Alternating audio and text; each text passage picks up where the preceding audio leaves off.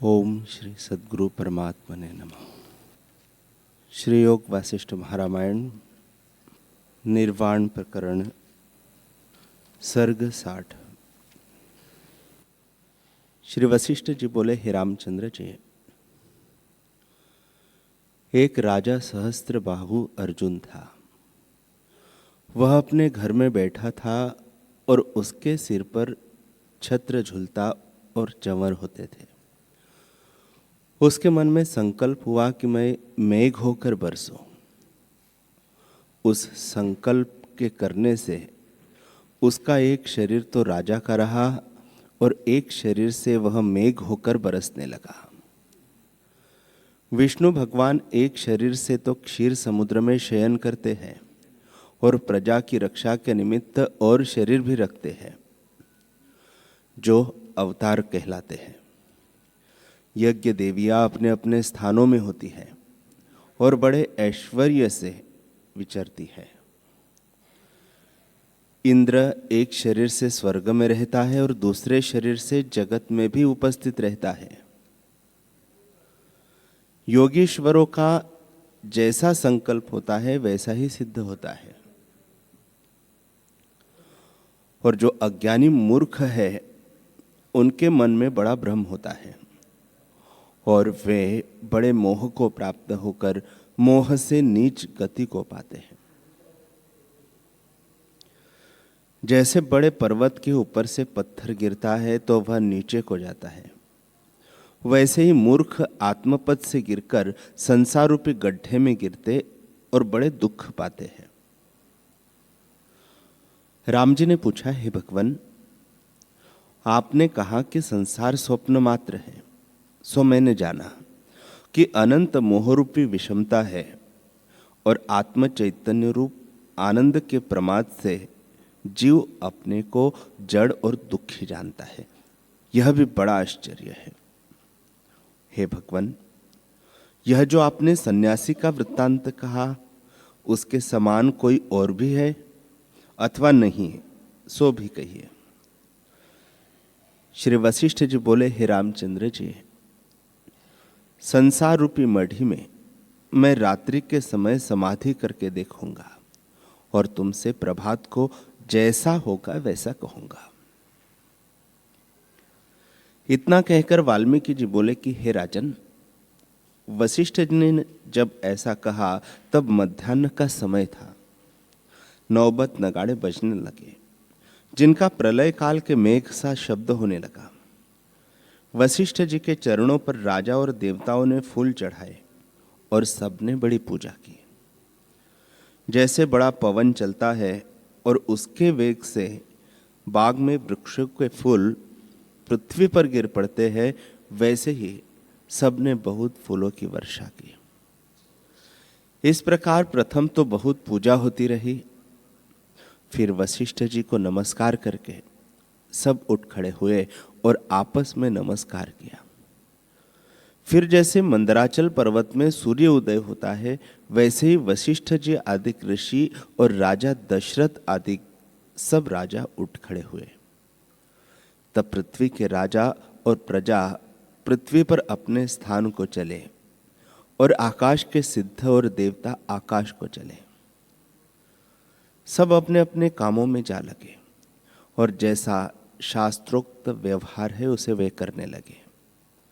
जब रात्रि हुई तब विचार करते रहे कि वशिष्ठ जी ने कैसे ज्ञान उपदेश किया है, और उस विचार में उनकी रात्रि एक क्षण की तरह बीत गई। इतने में सूर्य की किरणें निकलते ही राम लक्ष्मण आदि सब आए और परस्पर नमस्कार कर अपने अपने आसन पर शांत रूप होकर बैठे, जैसे पवन न चलने पर कमल स्थिर होते हैं। तब वशिष्ठ जी ने अनुग्रह करके आप ही कहा, हे राम, तुम्हारी प्रीति के लिए मैंने संसार में बहुत खोजा और आकाश, पाताल और सप्तद्वीप सब ढूंढ डाले, परंतु ऐसा कोई सन्यासी न देखा और न अन्य किसी का संकल्प उसके जैसा भासित होता है। जब एक प्रहर रात्रि रही तब मैंने फिर ढूंढकर उत्तर दिशा में एक प्राचीन चिन्माचिन नाम के नगर में एक मढ़ी देखी।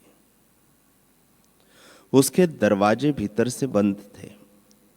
उसमें पके बालों वाला एक सन्यासी बैठा था। बाहर उसके चेले बैठे थे। वे इस डर से दरवाजा नहीं खोलते थे कि कहीं ऐसा न हो कि हमारे गुरु की समाधि खुल जाए। वह मुनि उस स्थान में दूसरे ब्रह्मा के समान बैठा है। उसको बैठे अभी 21 दिन हुए हैं, पर उसको समाधि में सहस्त्र वर्षों का अनुभव हुआ है और उसने बहुत जन्म भी पाए हैं जो उसको प्रत्यक्ष भासित हुए हैं। उसने सृष्टि भी प्रत्यक्ष देखी है और उसमें विचरा भी है। हे रामचंद्र जी, इसका सा एक और मुनि भी पूर्व कल्प में था। इतना सुन राजा दशरथ ने कहा कि हे मुनीश्वर, जो आप आज्ञा दे तो मैं अपना अनुचर चिन्माचिन नगर में भेजूं कि वह वहां जाकर उस सन्यासी को जगावे। वशिष्ठ जी ने कहा, हे राजन, वह सन्यासी अब ब्रह्मा का हंस होकर ब्रह्मा के उपदेश से जीवन मुक्त हुआ है और यह शरीर उसका अब मृतक हुआ है। अब उसमें पुरेष्ट का अर्थात जीव नहीं है। अब उसको क्या जगाना है? 1 महीने पीछे शिष्य उसका दरवाजा खोलेंगे तो उस नगर के लोग देखेंगे कि वह मृतक पड़ा है।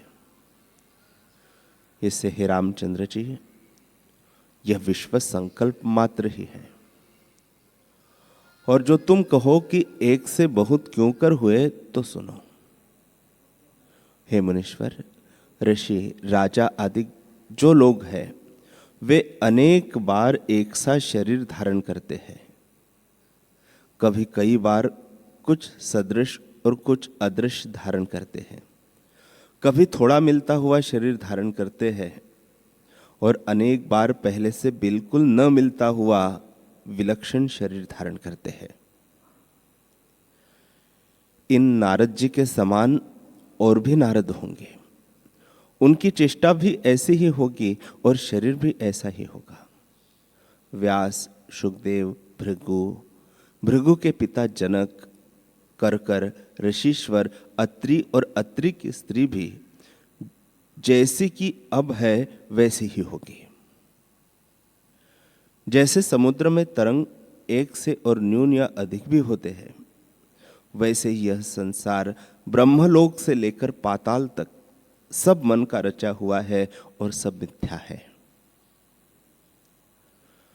जब यह चित्तकला बहिर्मुख होती है तब संसार और देश काल होता है, और जब अंतर्मुख होती है तब आत्मपद प्राप्त होता है। जब तक बहिर्मुख होती है तब तक दुख प्राप्त होता है। अपना स्वरूप आनंद रूप है। उसमें चित्तकला जानती है कि मैं सदा दुखी हूं। देह और इंद्रियों से मिलकर जीव दुखी होता है। इससे हे रामचंद्र जी, इस अज्ञान रूप वासना से तुम रहित बनो। वासना से यह अवस्था प्राप्त होती है। जैसे चंद्रमा अमृत से पूर्ण है और उसमें चर्म दृष्टि से कलंक देख पड़ता है, वैसे ही अमृतमय चंद्रमा रूप आत्मा में अज्ञान दृष्टि से जन्म, मरण, शोक, दुख, भय आदि कलंक दिखते हैं। यह माया आश्चर्य रूप है।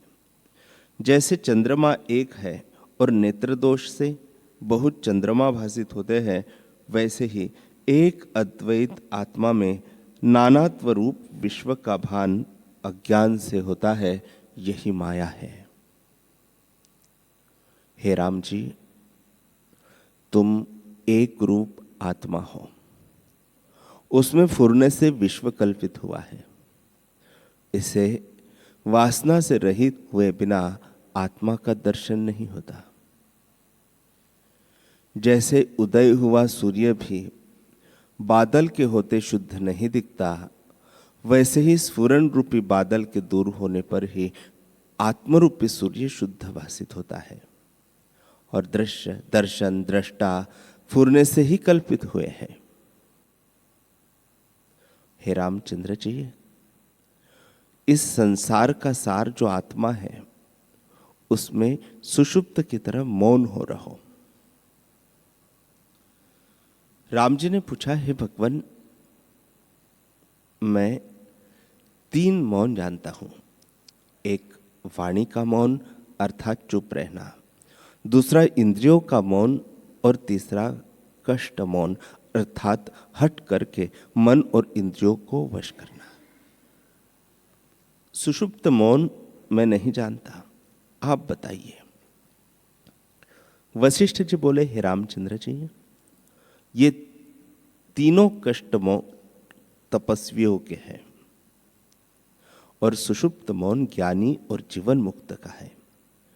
वे तीनों मौन जो तुमने कहे सो अज्ञानी तपस्वियों के हैं, उनको फिर सुनो।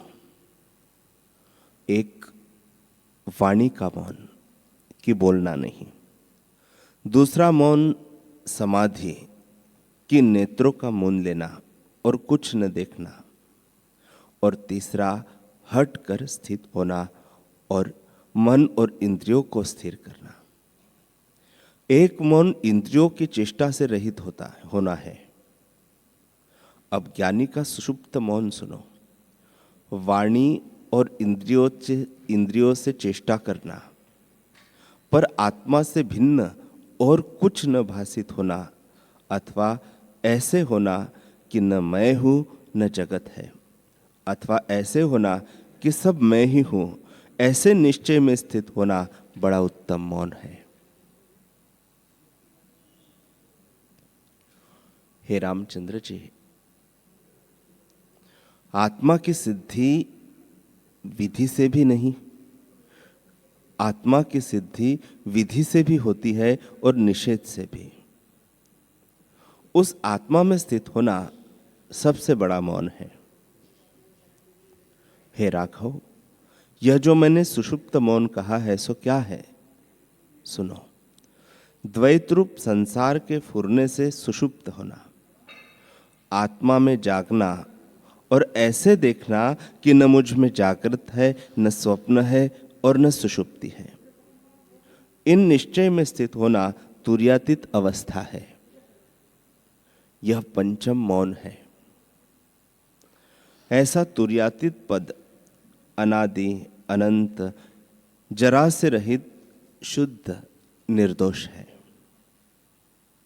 हे रामचंद्र जी, ज्ञानी इंद्रियों को रोकने की इच्छा भी नहीं करता और न विचरने की इच्छा करता है। जो स्वाभाविक आ पड़े उसी में स्थित होता है। यह परम मौन है। ज्ञानी को सुख की इच्छा भी नहीं और दुख का त्रास भी नहीं। वह हेय और उपादेय से रहित है।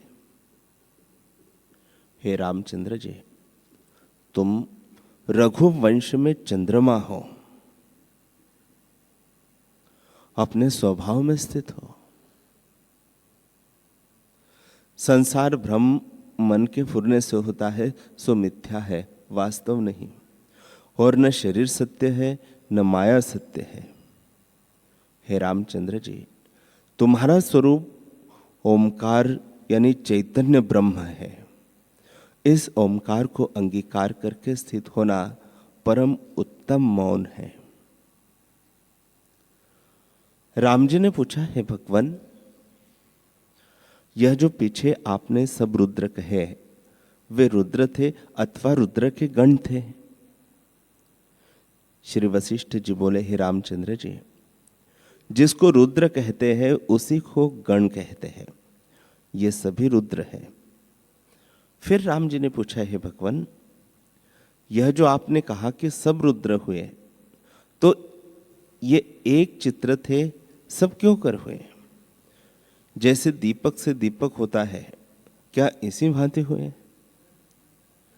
वशिष्ठ जी बोले, हे रामचंद्र जी, एक सावरण है, दूसरा निरावरण है।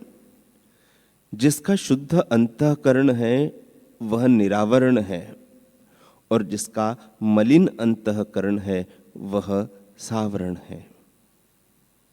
शुद्ध अंतःकरण में जैसा निश्चय होता है वैसा ही तत्काल आगे सिद्ध होता है, और मलिन अंतःकरण का निश्चय सिद्ध नहीं होता। इससे जो शुद्ध निवारण रुद्र है वही आत्मा और सर्वव्यापी है। जो उसका निश्चय होता है वह सत्य है।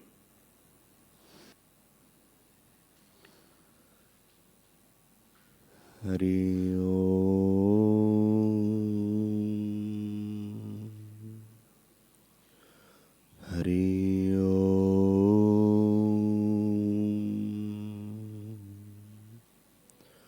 ओम सहनाववतु सहनौ भुनक्तु सह वीर्यं करवावहै तेजस्विनावधीतमस्तु मा विद्विषावहै।